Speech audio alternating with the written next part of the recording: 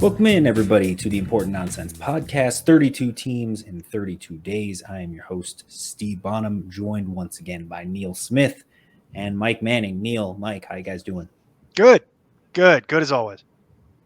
Good. I mean, we'll see how this show goes. It's not exactly the most appealing one that we're going to do. Good until 32. you look at the depth chart, right? Yeah. Yeah. So let's keep this short and Yeah, sweet. exactly. We'll try. So once again, we are recording today on July 20th. So if any of this information seems out of date, it's probably because it is. But just bear with us. It's the best information that we have at this very moment.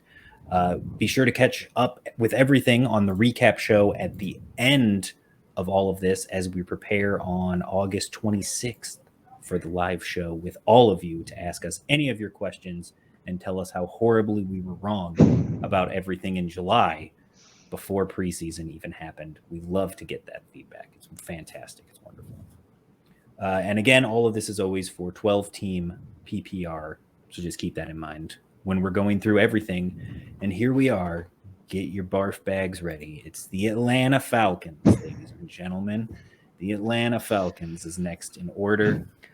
New starting QB right at the top, Marcus Mariota, getting another bite at that apple.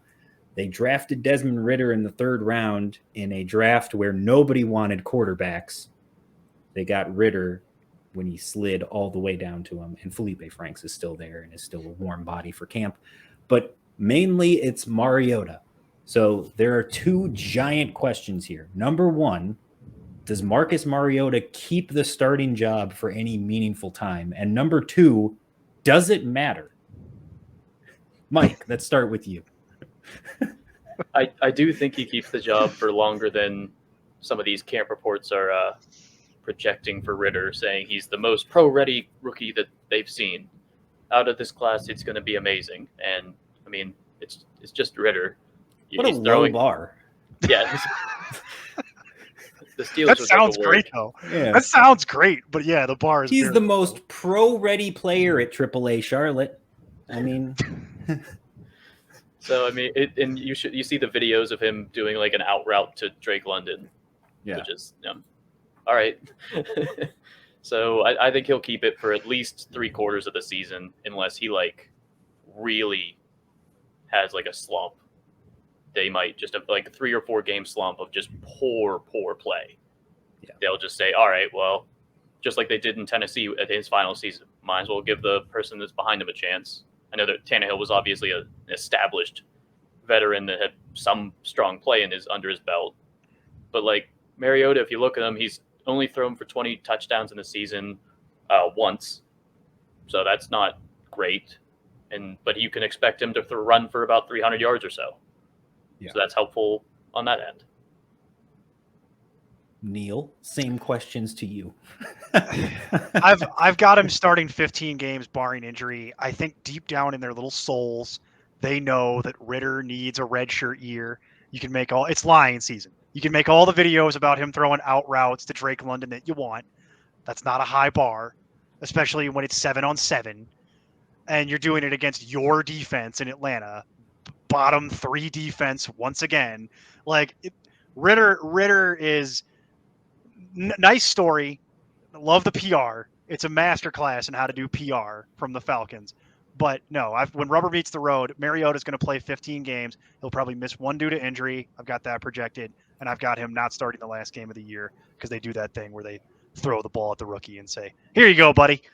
Don't crash the car." And that's what I think you're dealing with. Yeah, I mean, it is what it is, right? Like, for me, Marcus Mariota, I've got him 24. I've got him the very, very end of super flex worthy quarterbacks.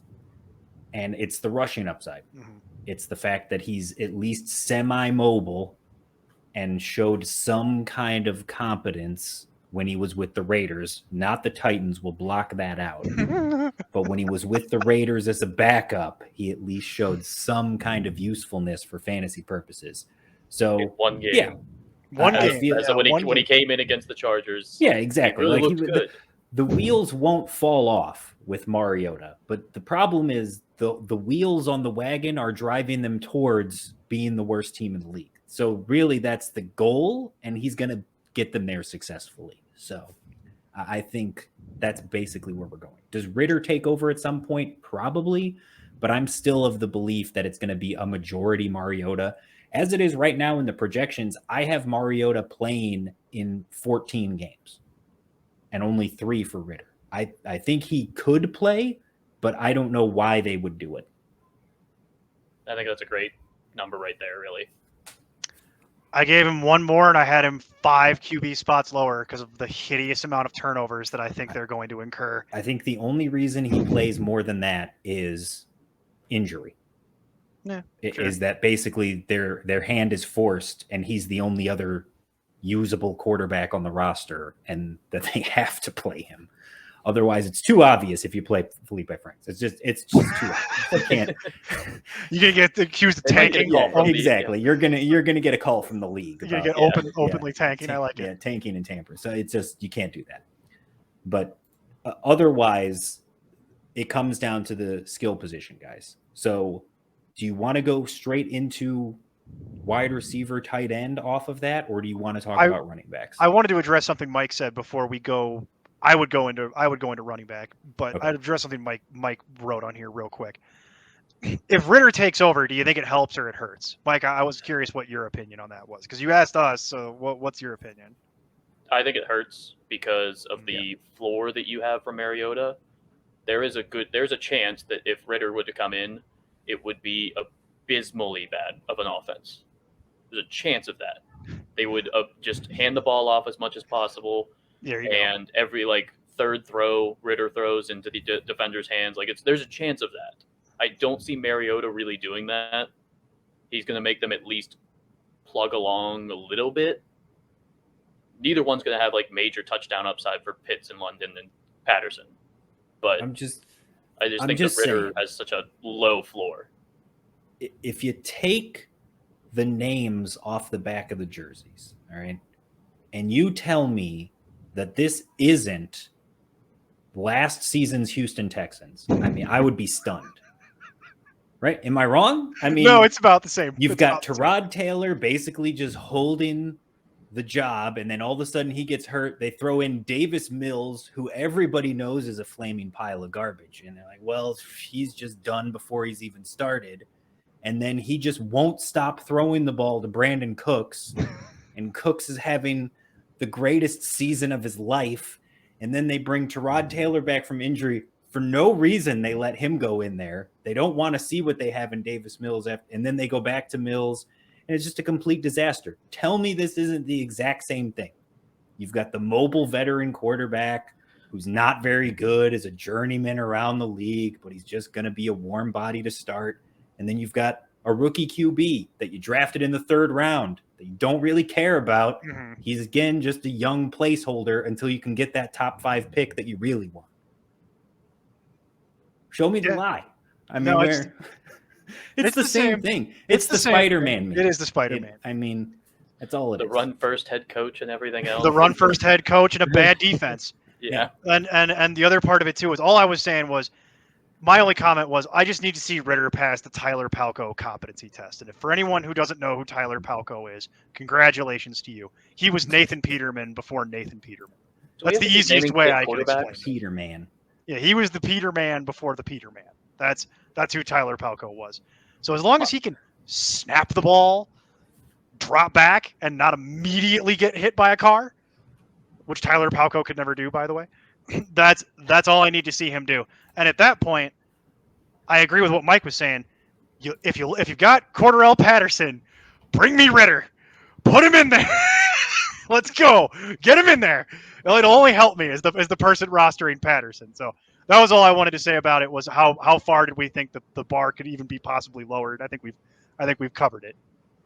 Can we, by the end of either these 32 teams or by next season's round of it, can we use a different quarterback other than several Pitt quarterbacks as the bottom barometer of garbage. I forgot. You would actually know who Tyler Palco is. Most people have forgotten who that is. I think now you would remember we that. need to just keep it forever now. Yeah. I think I that's mean, You yeah, know what, Mike? As long as you're here, I'm just going to keep you know what? using That's Pitt cemented quarterbacks. here I'm just forever gonna keep now. using them. Yes. You literally just named 2 former Pitt quarterbacks as like, oh, this is the more recent garbage quarterback Bottom that of the people barrel. remember. And don't worry, This is we'll the- get the third one in here before, in a couple of years. Just give me a couple of years, I can taste it.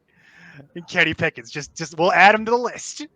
Here, I'll give you other garbage quarterbacks. Like we can use other ones. No, I think we're good with the list. No, I like the Pitt ones. Let's go to running back.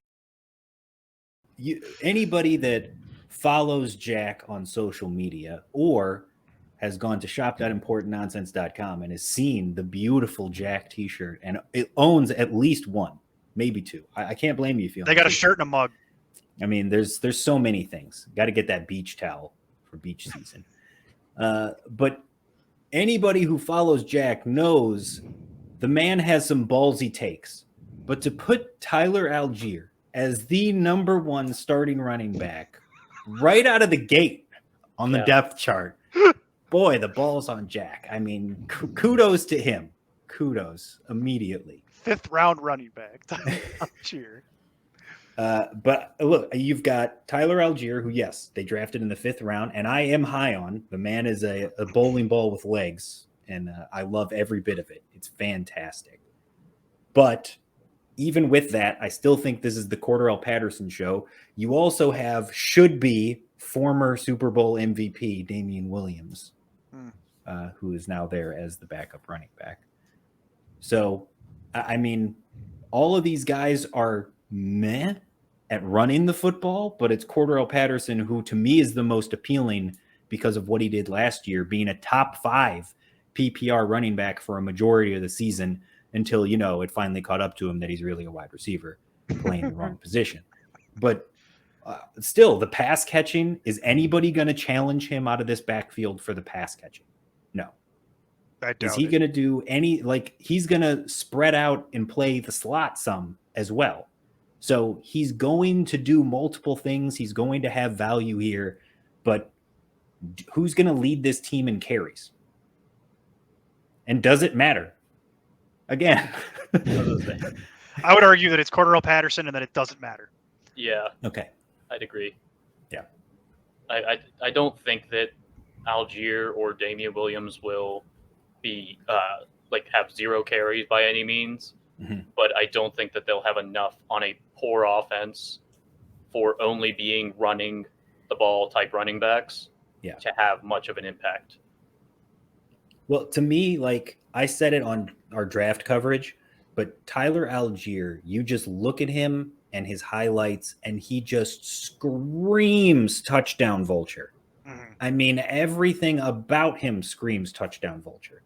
That he's going to do literally nothing between the 20s, and then all of a sudden he'll just come rolling into the red zone, and he'll grab the ball and barrel his way in there, and Mike Allstott spike it, and then walk back, high five everybody, and get some oxygen because he's winded from the 5 yards that he was. Funny, you said built like a bowling ball. I've been going with he's built like a fire hydrant. It's kind of the same thing. Sure, yeah, why not? Whatever. Bowling ball, propane tank, whatever you want to call it. Yeah. Anything that's short and stout and exactly. sometimes moves. But I mean, you noted on here, Mike, which Patterson is it? The one weeks 1 through 9 or 10 through 18? Last year it was Mike Davis was supposed to be the guy who was the lead back, and then it was going to be Cordarrelle Patterson as the third down pass catching back. And instead, he was getting the full workload for no reason weeks 1 through 9. And then he gets hurt, and they go, oh, hey, we really shouldn't be running this wide receiver like this. And then they go to the system that we all thought they would run and give Mike Davis more between the tackles carries, and they're giving more Cordarrelle Patterson pass catching and red zone work, which made more sense.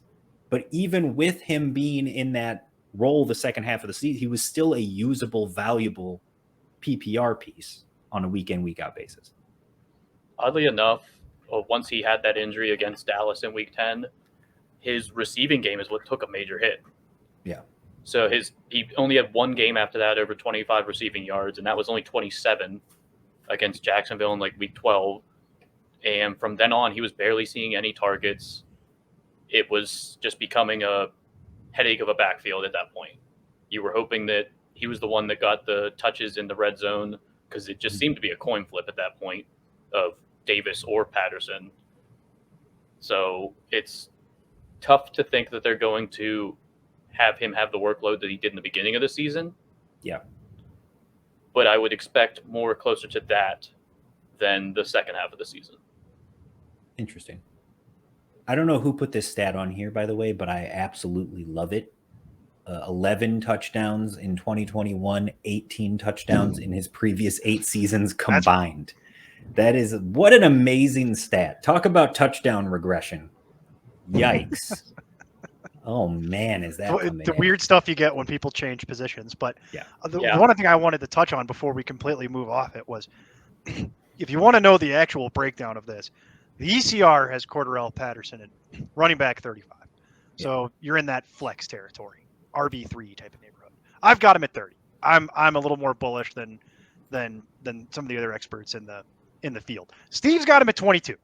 So if you want, let's not bury the lead. Steve's the one here who is firmly entrenched in the Cordarrelle Patterson camp here, and frankly, I can see why, because well, who's he like I said, it's against? The pass catching upside, and this is the crazy thing too. So I have him at 22, but that's based on, again, what I feel like the upside is in my projection. He's going right now at running back 42 in ADP. I'm saying, even at my conservative level, you're getting even the ECR value. having him at 35. You're going well ahead of ADP. So you can have Cordarrelle Patterson whenever you want. He's all yours if you want to invest in him like I do. So my question was, because it's ADP at that point, my question was, is that also the reverse of what the conversation we had yesterday with DeAndre Hopkins? Is it the name? People see it and they're like, no.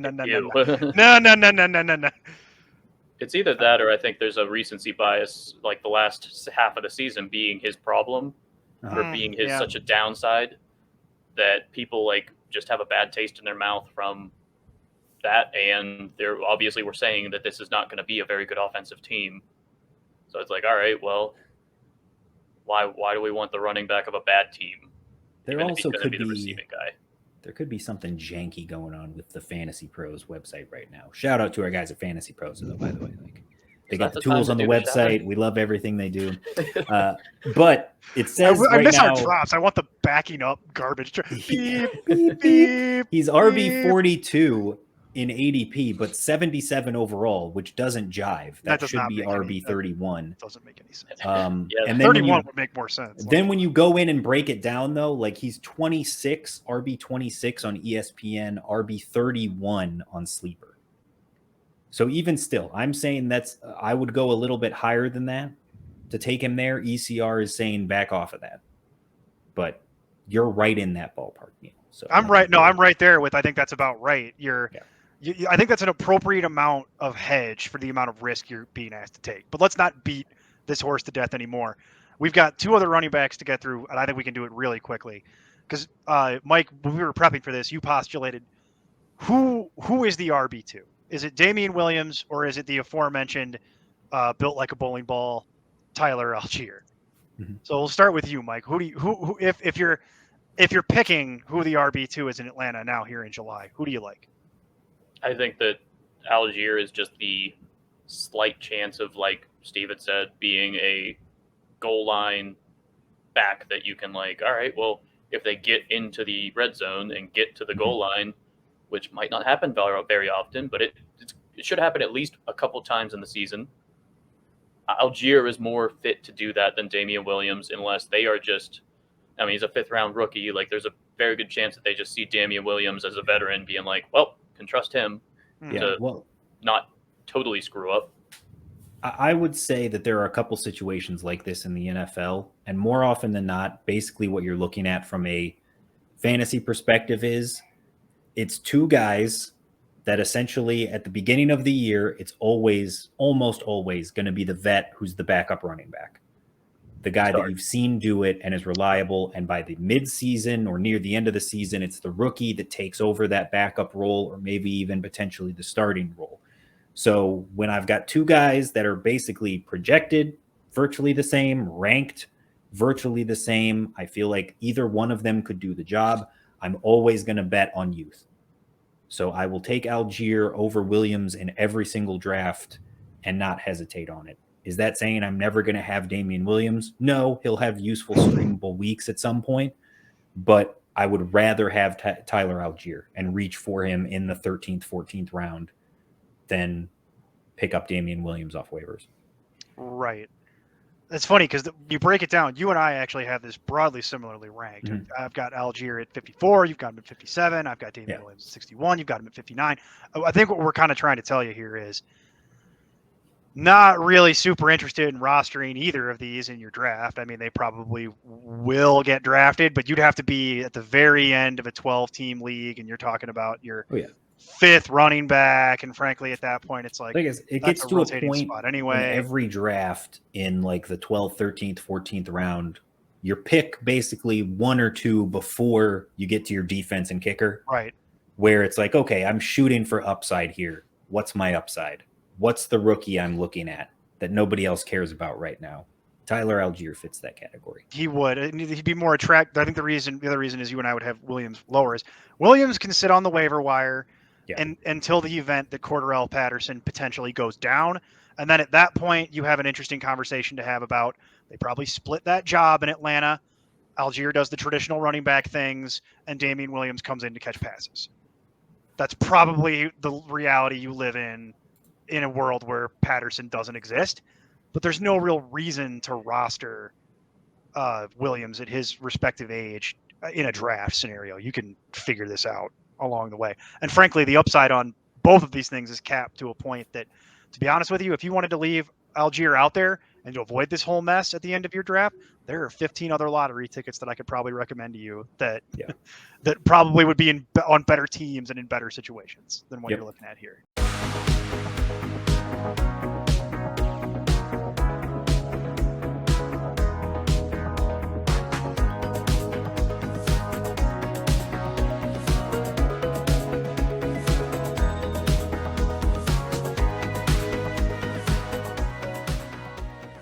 Wide receiver, boy, this is going to be fast. It really is. I mean, that's maybe Chicago in a few episodes is going to be faster than this one, but that's about it. You've got Drake London, who they drafted in the first round. Good for them. The ghost of Auden Tate. How about that? Wow. Unbelievable. He was still in the league all this time. That's amazing. Good for him. Get that paycheck. Well, he finally got off of the Cincinnati practice squad. Got a real job. Speaking of guys that finally got out of situations, now that they're actually good on offense, he gets off the Raiders. Brian Edwards, way to go. You did it. Congratulations. Way to go. And then the old standby, the aged vet of the group, Olamide Zaccheaus. Wow. That's this is brutal. I thought the agent vet was going to be Demir Bird. Like he's going to make the team. Geronimo Allison. They're that vet. Geronimo might be the agent vet. I'm pretty sure this is a typo. He's got to be the wide receivers coach, right? That he can't possibly still be in the league at his age. Maybe it's like a Michael Jordan Space Jam situation where he's like a player coach. Player coach, sure, makes sense. I have everybody behind Drake London ranked and projected virtually the same. Mm-hmm. Like it's the Spider-Man meme with 6 guys. That's basically what I have for the back end of Atlanta. I don't care about any of them. If something happens to Drake London, it does not matter for any of these guys. I still don't care. Do not care. Doesn't matter. So Drake London, thoughts, Neil? Drake London is let's put a fine point on this. There's one wide receiver in Atlanta that would be worth drafting in a draft, and it's Drake London. And he'll be fine. He'll be very serviceable. My only concern with him is that without counting Kyle Pitts, you're talking about he's likely going to deal with the one corner, and his quarterback is Marcus Mariota. It makes it kind of hard for me to get super excited about this. I have him at wide receiver 44 coming into because it's his rookie year. Not ideal quarterback play. The one thing you're going to hang your hat on here, well, it's two things. It's 1A and 1B. One, the volume will be there for him. That's great. You'll love it. Although not all targets are created equal, as we talk about every year. And the other part of it is you've got supreme level athleticism from him in terms of like how he graded out in all of the draft run up. He's a very large man.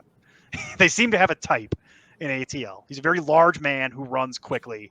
So you'll have some of that. But it's hard for me to get overly excited about any of this in 2022. And I wish I had. He's no Treylon Burks. I'm not expecting him to come in and light the lamp for you as a rookie. I'm a little more cautious with this. Mike, what do you think? London? I mean, I didn't like London as much as a lot of people did coming into the draft, but his landing spot is going to be great for targets this year. Like him and Treylon Burks, their situations are just like put him in there and they are a starting wide receiver day one. Like that's it. And the other guys are going to have a lot more competition. So yeah. And if we're being real, Pitts is a wide receiver, but he's labeled a tight end. Right. That's a whole other show. We could do a whole show on just even though he spends 85% of his time lined up at wide receiver. No, I'm not touching anybody behind him. But yeah, like you said, if he goes down, then more to Pitts, more to Patterson. Because Bryan Edwards was essentially had like 75% of his production in week one between fourth quarter and overtime against the Ravens. And then did basically nothing after that. Auden Tate, as you guys said, is surprising that he got away from Cincinnati and their clustered wide receiver core of actually talented wide receivers. And everybody's above like 6'4". Yep. So that's fun. Like I said, they have a type. Yeah. They like tall guys that run fast. That's what they want. They're gonna make like a flying V of the wide receivers and like have Zacchaeus just hide underneath in the middle, like screen pass it to him and like have everybody block in front because they're just so much more massive. All right, let's get out of this tailspin. We got to go to tight end. The only name that you want to know, Kyle Pitts. So Marcus Mariota, talk about guys with good tight end luck. I mean, my goodness. Started with Delaney Walker.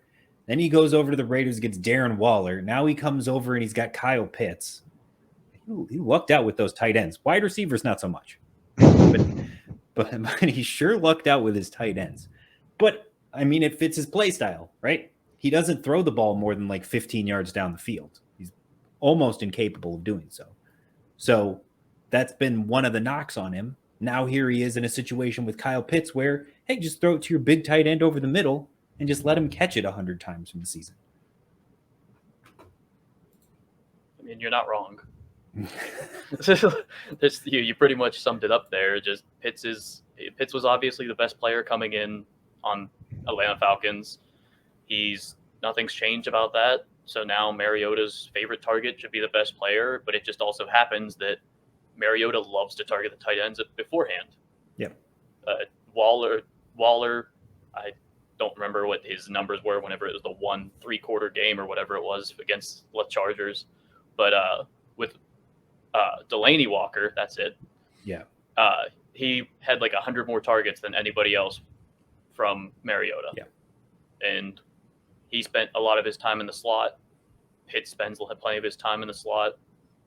Mariota's going to be perfectly fine seeing his blatantly athletic and obviously best player and being like, I'm going to throw it to him a lot. No, you mentioned it. Best player. Kyle Pitts is the best player on all their skill position guys at this point. You asked in the pre-show, Mike, what was Pitts' ceiling? Well, I've got him at 3. Steve's got him at 4. I think the actual ceiling is 1. Would it shock anyone here if Kyle Pitts was actually the TE1 just based on the insane volume? I think the only question about Pitts is how much you're willing to pay. Because at the top tier of tight end, we always have that breakdown, right? Every year. There's always the clear-cut top, and then it's all garbage after that. And this year, it's kind of more muddled than usual. Right now in ADP, you've got Travis Kelce, who's at essentially the top of round 2, back end of round 1. You've got Andrews at the back end of round 2, Pitts at the back end of round 3, and then you've got Kittle and Waller battling at the back of round 4. And it's everything after that is all just wait on tight end. I don't care anymore. But people want to put Kyle Pitts up in that area. Are you willing to pay a 3rd-round pick to get him? I'm generally not willing to pay that much for tight ends to begin with. If I was willing to do it for anyone, it would probably be him. But my concerns here become Marcus Mariota goes down and then Desmond Ridder does not pass the Tyler Palko competency test. No. And then you've burned a 3rd-round pick. So that would be the counter argument. Sure. I mean, he only scored 1 touchdown last year, and he was a solid contributor throughout the entire season, really.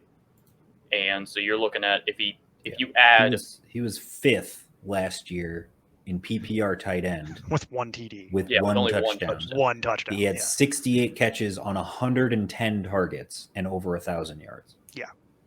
So say you add like 5 touchdowns to that to just be like nice, right? But then he's going to obviously be a top 2 tight end. Yeah. At that situation, if he just repeats last year, which I would think that he is, sophomore seasons usually for most position players, they go and improve.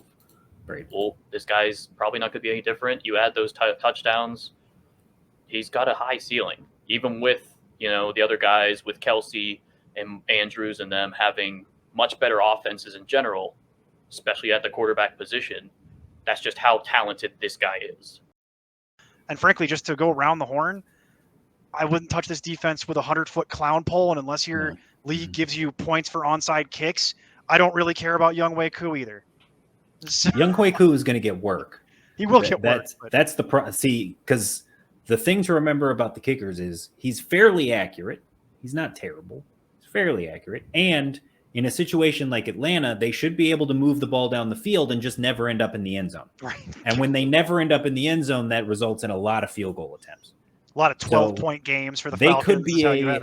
They could be a horrendous offense, and he still could have a pretty good season. I mean, I'm not saying I want to go out of my way to get him, but I'm just saying just because they're going to be bad offensively doesn't necessarily mean it's not going to add up to points for the kicker here. But yeah, it's like anything. If he's there for you in the 16th round, right. Go for it. He wants to be your guy. Cool. We're scraping the bottom of the barrel. End the show. End the show. Who cares? Okay. So that is it for Atlanta. Thankfully, finally.